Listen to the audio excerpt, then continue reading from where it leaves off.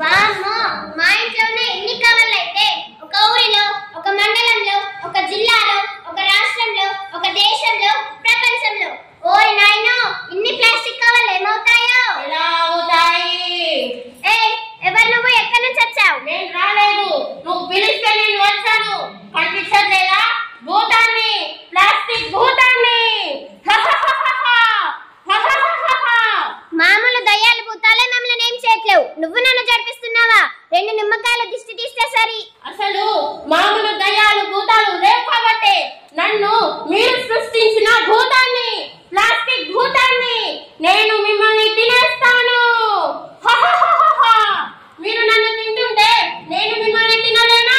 మేము నిన్ను తిన్నమేంటి? మతుండే మాట్లాడుతున్నావా? నాకు మతుంది. మీకే వివేకం లేకుండా ప్లాస్టిక్ ని తింటున్నారు. ఉదయం టిఫిన్ ప్లాస్టిక్ కవర్లో తెచ్చావు, తిన్నావు. అందులో నేను లేనా? వేడి వేడి టీ ప్లాస్టిక్ గ్లాస్ లో తెచ్చావు, తాగావు. అందులో నేను లేనా? నీ కడుపులోకి నేను పోలేనా? ప్లాస్టిక్ గ్లాసులు, విస్తరాకులు, ప్లేట్స్, కవర్స్ ఇలా ప్రతిదీ తెచ్చి తిని నీ సగం కడుపు ప్లాస్టిక్ తోనే నింపేస్తున్నావు. ఇలా మీరు వాడి పడేసిన ప్లాస్టిక్ ను ఆవులు, మేకలు, గొర్రెలు, బర్రెలు తిని వాటి ద్వారా, పాల ద్వారా, ఆహార పదార్థాల ద్వారా, మాంసం ద్వారా మళ్ళీ మీ కడుపులోనే వచ్చి చేరుతాను.